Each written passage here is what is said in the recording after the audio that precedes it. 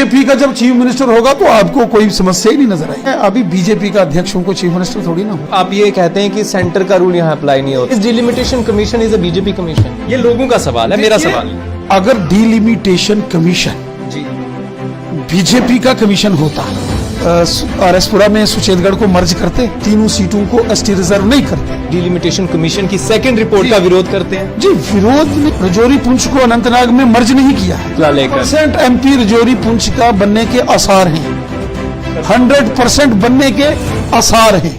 देखिए BSF CISF के बच्चे देखिए, बॉर्डर बटालियन के देखिए, फाइनेंस के देखिए, टीचर्स के देखिए। रहे तो देश के संविधान ने उनको यह अधिकार दिया है, राइट टू पीसफुल प्रोटेस्ट। आज तो आपके ऊपर ही है ना, आज तो सेंटर की गवर्नमेंट डायरेक्ट अप्लाई होती है। भारतीय जनता पार्टी की सरकार तब होगी जब जम्मू कश्मीर में बीजेपी का चीफ मिनिस्टर। अभी आज मैं सवाल जनता के लेकर आया हूं, मेरा कोई सवाल नहीं। मैं इस समय बातचीत के लिए रविंद्र रैना जी मौजूद हैं और आज इनके समक्ष हम सवाल अपने नहीं रखेंगे बल्कि जनता के सवाल रखे जाएंगे। रविंद्र रैना जी बहुत बहुत स्वागत है आपका। धन्यवाद। रैना साहब, आज मैं सवाल जनता के लेकर आया हूं, मेरा कोई सवाल नहीं है। रैना साहब, मैं आपसे ये जानना चाहता हूं कि जम्मू कश्मीर में आखिरकार प्रोटेस्ट क्यों बढ़ रहे हैं, और साथ ही साथ आप देखिए बीएसएफ सीआईएसएफ के बच्चे देखिए, बॉर्डर बटालियन के देखिए, फाइनेंस के देखिए, टीचर्स के देखिए, आए दिन हम कवरेज करते हैं। आखिरकार प्रोटेस्ट क्यों बढ़ रहे हैं? नौजवानों को अगर लगता है कि कहीं उनके साथ इनजस्टिस हुआ है तो पहले वो अपनी आवाज बुलंद करते हैं,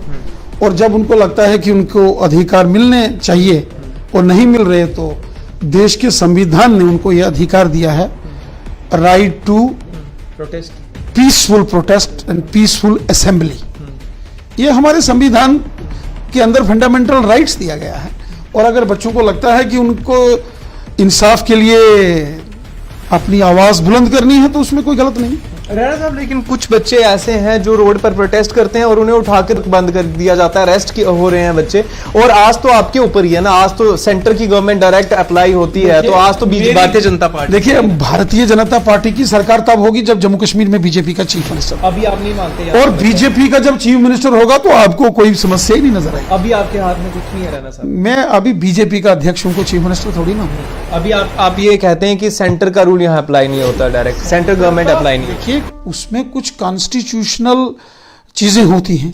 अब ऑनरेबल लेफ्टिनेंट गवर्नर साहब हैं तो वो हो सकता है कि पुराना उनका पॉलिटिकल एफिलिएशन हो, लेकिन जब वो ऑनरेबल लेफ्टिनेंट गवर्नर की पोस्ट पर हैं तो एक कॉन्स्टिट्यूशनल पोस्ट है, वहां उनको सबको प्रॉपर डील करना है और उनको किसी के साथ कोई पॉलिटिकली उनका लिंक नहीं रहता है एज एन लेफ्टिनेंट गवर्नर। इसलिए गवर्नमेंट चुनी हुई उस पार्टी की होगी जिसका चीफ मिनिस्टर होगा। राणा साहब, 2 रोज पहले मेरी बातचीत हो रही थी, रजौरी पुंछ के लोग आए थे प्रेस क्लब में और प्रोटेस्ट कर रहे थे कि अनंतनाग का नाम हमारे साथ लिया जा रहा है। और भी कई लोग हैं जो डिलिमिटेशन कमीशन की जो रिपोर्ट्स आ रही हैं उस पर प्रदर्शन करते हुए नजर आ रहे हैं। मैं आपसे सिर्फ इतना जानना चाहता हूं, इस delimitation commission is a BJP commission? ये लोगों का सवाल है, मेरा सवाल नहीं है।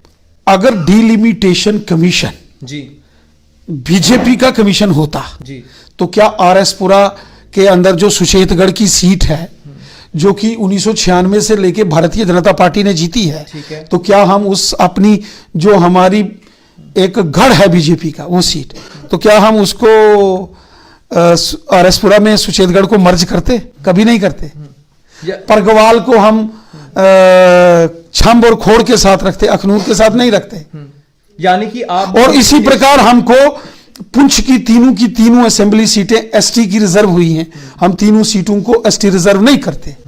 अगर बीजेपी का कमीशन होता डिलिमिटेशन कमीशन एक इंडिपेंडेंट बॉडी है, एक कॉन्स्टिट्यूशनल बॉडी है, और ऑनरेबल सुप्रीम कोर्ट के जो ऑनरेबल जस्टिस हैं इसके चेयरमैन रंजना देसाई जी, तो वो हम उनको सुझाव दे सकते हैं, उसमें इंटरफेरेंस नहीं कर सकते। सुचेतगढ़ में इस समय चल रहा है, जो सुचेतगढ़ की बात बीच में की जा रही है, उसको लेकर के आप डिलिमिटेशन कमीशन की सेकंड रिपोर्ट का विरोध करते हैं? जी, विरोध नहीं। डिलिमिटेशन कमीशन ने जो propose draft honourable member parliaments को, जो उनके एसोसिएट मेंबर्स हैं, उनको दिया है और उनसे सुझाव मांगे हैं, तो हमारे ऑनरेबल मेंबर पार्लियामेंट्स अपने सुझाव देंगे और हम कोशिश करेंगे कि सुचेतगढ़ विधानसभा को वापस इंटैक्ट करें, और हम कोशिश करेंगे कि सुचेतगढ़ विधानसभा को वापस इंटैक्ट करें। अगर वापस इंटैक्ट नहीं होती है फिर आपका स्टैंड क्या रहेगा? देखिए, हम तो कोशिश करेंगे कि इंटैक्ट हो, हम उनको कन्विंस करने की कोशिश करेंगे with facts and figures.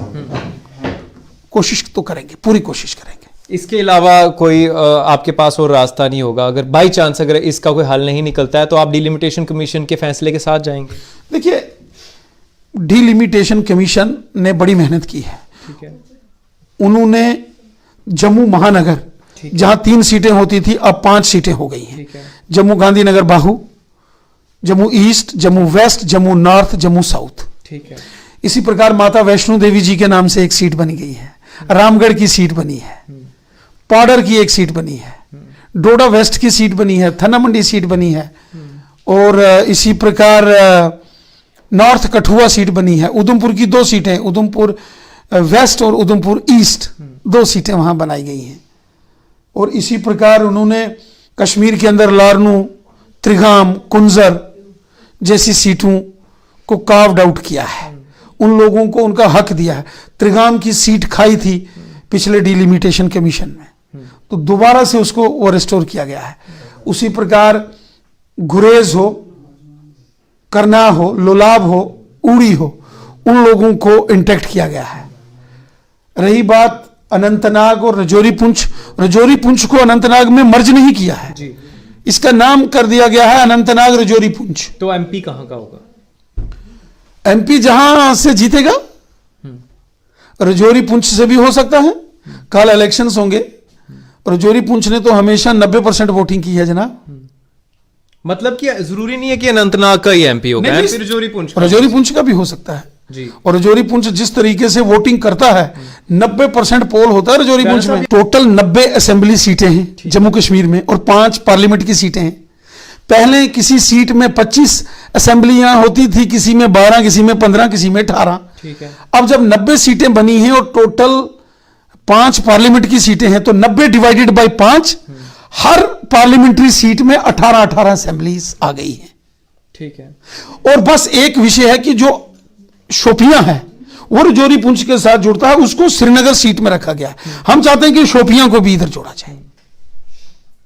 Shopian district, उसका जैनपुरा जो पहले वची होता था, उसको तो जोड़ा गया है जैनपुरा को, लेकिन शोपियान को नहीं रखा गया। तो मेरा यह मानना है कि अनंतनाग से कोई सीट जो है वो अलग आप कर सकते हैं, लेकिन ये जो शोपियान है इसको रजौरी पुंछ के साथ जरूर जोड़ा जाए।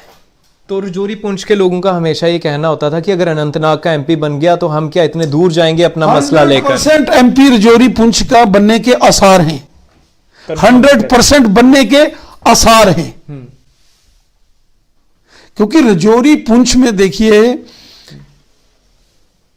80 से 90% पोलिंग होती है। इतनी पोलिंग कहीं नहीं होती है जितनी रजौरी पुंछ में होती है जी।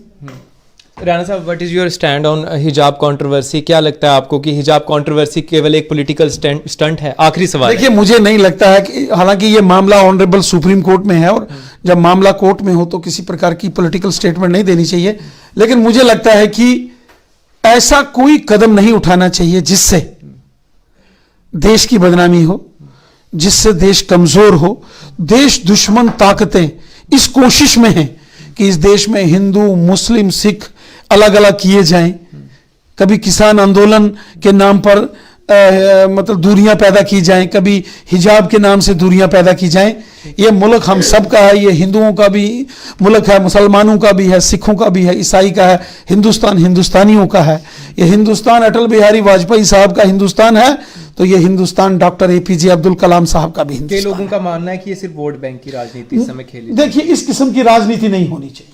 भले जो राजनीति देश के अंदर देश को तोड़ने की साजिश जिस राजनीति में हो, और राजनीति ठीक नहीं है। भले ही कोई भी कर रहा हो, वो राजनीति ठीक नहीं है।